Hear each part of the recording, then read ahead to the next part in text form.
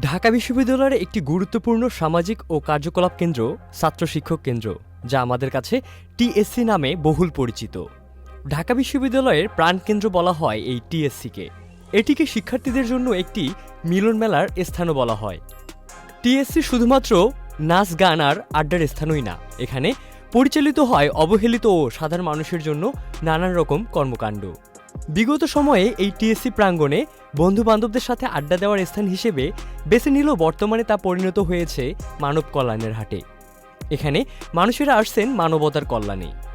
আগের টিএসসিতে আমরা মূলত বন্ধু বান্ধব যে যার পার্টনার নিয়ে আসতো, মানে সময় কাটানোর জন্য আর কি। আর এখন টিএসসি তার একদমই উল্টো, এখানে আসছে মানুষ জনগণের স্বার্থে, দেশের স্বার্থে, নিজের দেশের উন্নতির জন্য, যে মানুষকে কিভাবে সাহায্য করা যায়, এটা পুরোপুরি একটা ভিন্ন ধর্মী। এখন আসে মানুষ মানুষের জন্য। নিজেরাই নিজেদের দেশটাকে সুন্দরভাবে গড়ে তুলছেন শিক্ষার্থীরা।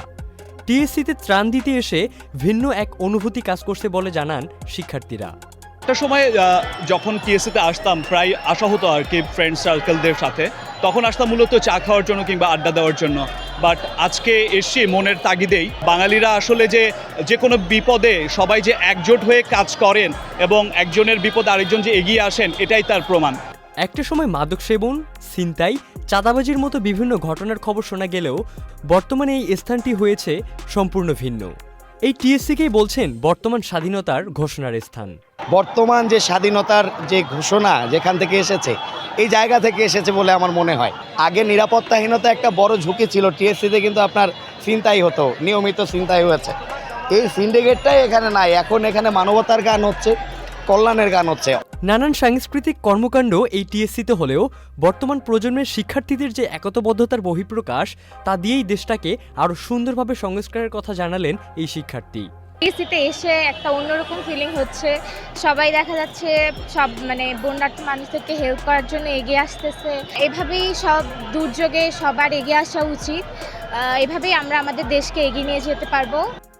আগে টিএসসিতে জোরপূর্বক রাজনৈতিক সমাবেশে আসতে হলেও বর্তমানে আসছেন আগামীর বাংলাদেশকে একটি অন্তর্বর্তীমূলক, তারুণ্যের উপর নির্ভরশীল, দারিদ্র্যমুক্ত ও প্রযুক্তি নির্ভর একটি সোনার বাংলাদেশ তৈরি করতে। এমনটাই বলছেন একজন মেধাবী শিক্ষার্থী। প্রথম বর্ষ দ্বিতীয় বর্ষে এই টিএসসি ক্যাম্পাসে এসেছি শুধুমাত্র জোরপূর্বক পলিটিক্যাল প্রোগ্রামে। আমরা আশা করছি পরবর্তীতে সময়টা আসবে, সেই সময়ের বাংলাদেশ হবে অন্তর্ভুক্তিমূলক, সেই সময়ের বাংলাদেশ হবে তারুণ্যের উপর নির্ভরশীল। 6000 mAh battery, one and only Power Master NextG N73। যতদিন থাকবে এই বাংলাদেশ, ঠিক ততদিন যেন এভাবেই কাজ করেন শিক্ষার্থীরা। পাশাপাশি বর্তমান এই টিএসসির সুন্দর পরিবেশ ধরে রাখার আহ্বান জানান অভিভাবকেরা। আমাদের জন্মের পর থেকে এরকম সুন্দর দৃশ্য আমরা দেখতে পাই নাই, এখন যেটা দেখতে পাচ্ছি। এবং আমাদেরও আশা ইচ্ছা যে অনন্তকাল যতদিন থাকবে বাংলাদেশ, ততদিনও যেন এরকম থাকতে পারে। তোমরা সত্যিকারে মানুষ হও, ভালো মানুষ হও, এইটা সবচেয়ে বেশি জরুরি। এবং আমার দেশটাকে তোমরা রক্ষা করো। ইবনে সাইদ অঙ্কুর, চ্যানেল আই।